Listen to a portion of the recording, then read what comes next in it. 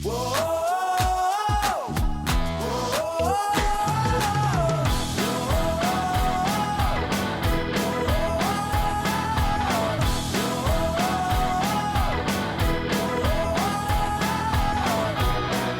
too is Mike. Oh, my son. He's showing me his crossing. Something happened in his lungs. They're showing me that when she left for that side, she was young. I don't think she was even 5 years old. How old was she? She was 2. She's trying to make sure you understand that it was her time to go.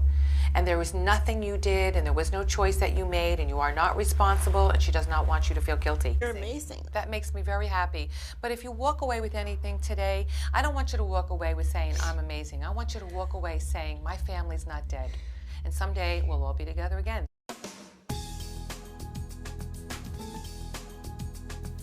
Hola, ¿qué tal amigos? Bienvenidos una vez más a Un Café con Ale. Estoy con la internacionalmente reconocida medium Concetta Bertoldi. Es un placer, it's a pleasure to have you here. Thanks so much for accepting the invitation of a coffee today. It's unbelievable. I'm going to tell you because I have to. I feel the urge to tell you that yesterday I had the pleasure to meet this wonderful woman. I used to believe that there was no life after death. I'm an engineer and I'm skeptical whatsoever. I mean, I believe in God for sure, but I didn't believe in this. And since you told me that my dad was telling you yesterday that I look exactly the same than him, I mean, how would you know that? And how did he tell you that? Or how do you perceive that? Well, what I hear when I listen for them is through a thought. It's not a voice because I'm not Verizon, but I can hear a separate voice from my own. It's kind of like if you were at your car and driving and you were singing a song and focusing on it, and in the middle of that you realized you forgot to pick up the dry cleaning. It's like a second thought that ran alongside your own thoughts, and that's where I hear them. They run alongside my own thoughts, and I know the difference between my thoughts and their thoughts.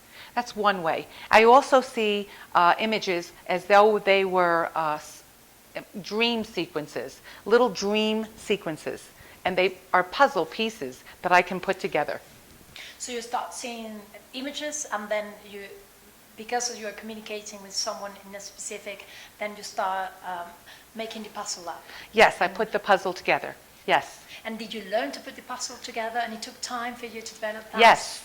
Wonderful. It was over a lifetime that I started to really understand with certain symbols met. And there are symbols that they give me to indicate different things. And I've learned to understand how it applies to the people they're talking to. Do dead people watch us? Watch us, sorry. That's okay. Showered, because we say, oh my God, how am I going to cover myself when I'm showering? Yes. Yes, they do. But what you need, here's what you need to do. I'm going to put your mind at ease. You must understand that folks don't mind if God watches us, but they don't want their grandmother to watch them in life. Okay, so that they're in a place where it's very different. We're in a physical world. So if we were to watch somebody in the shower, it would be called a peeping Tom. And where they are, it's not like that, because they understand the flesh, and they understand the responsibilities and the joys and the aggravation that come with being in the flesh, and they understand it. So it's not the same view as if you were in the flesh watching somebody as a peeping Tom. It's not the same. So they are in a different stage, let's say, state of different mind. Understanding, yes, a different state of mind. You know, we have dirty minds as human beings, and once we become in the energy form, we're not in that same dirty mind. We're in the energy form. We become one with God, and we understand the responsibilities of the flesh. We see it differently. And how long does it have to pass for when someone passed away? There is a saying, or people says or believe that they're still with us, and they don't know if they're dead or they're not dead yet. They don't understand what's happening.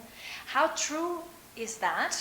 And how long does it have to pass when someone passed away for you to communicate with them, for them to communicate with you? Immediately. They can communicate immediately. and they do understand that they're dead. I know that the moment someone passes away, we enter a light. We become one with God, and everyone is there to meet us. Everyone we've ever loved and lost is there to greet us. I call it a homecoming. It's a great, joyous homecoming, and all is made known to us. So therefore, we know we're dead.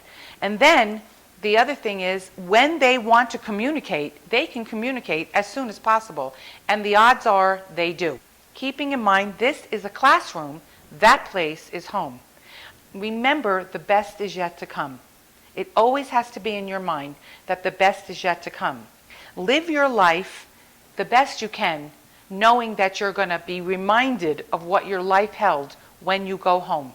It's not easy, and we are here to make mistakes, but always remember that God is a very forgiving God, and God is a very loving God. So most of us are wonderful people. Now, that's not to say that there aren't people in the flesh that are evil. I believe that too. Happens with these people, for example, that kills someone on earth, and then after they die, what happened to them? Maria, I absolutely know that we answer for all of our crimes. We answer for all of our sins. And this is the problem that I have. Because I'm in the flesh, I'm only human right now. And as a human being, I personally want people who do mean and horrible atrocities to mankind to be punished. That's just because I'm human. Yes. And I want them to be punished. I don't want them on our earth. I don't even want them to breathe our air. So, knowing that, you have to understand that I have a problem. Because God is so loving and so unconditional love that I'm not sure that's how God feels. But that doesn't mean that there isn't a reckoning. I believe there is a reckoning. I'm just not sure what it is and how God works it out. Have they tried to communicate with you to say sorry? Yes, honey. Oh, yes. You must understand that when we're here as human beings, we go about our lives and we're sometimes oblivious to the things we're doing to other people, or the way we might hurt somebody. We are so oblivious because we're wrapped up in our own worlds and what we're doing. Now, most of us, I know you, and I know myself, are very much alike. We're loving, we care, we apologize, we're grateful, we're generous. We feel that way, you and I. And there's other people who think they're that way, but aren't that way. So what I think is that what happens when a human being goes through life and doesn't realize they're hurting somebody, that's when they go to the other side, they are brought back to that moment in time, and it's a realization they hurt somebody. Live in reincarnation. I do. I believe in everything is recycled. Okay. I think that God is too great, and everything that God has created never gets destroyed. I believe that all life is created by God, including animals. I think that animals are created by God. That's life. And it all goes back to God because God has created it. And there's a recycling. It all comes round and round. And there's reasons for that. And we just have to trust that, and I do. So do we choose our parents? Yes. Before we're born? Yes, ma'am. We all choose who we're born to. And that's really a wonderful thing to explore, because some people are born to wonderful parents. And then there's other people who are born to people who have horrible parents. And you wonder, why would they have chosen to be born to that horrible situation? But there is a reason, and there's a domino effect, and there's something that comes from that experience in that lifetime.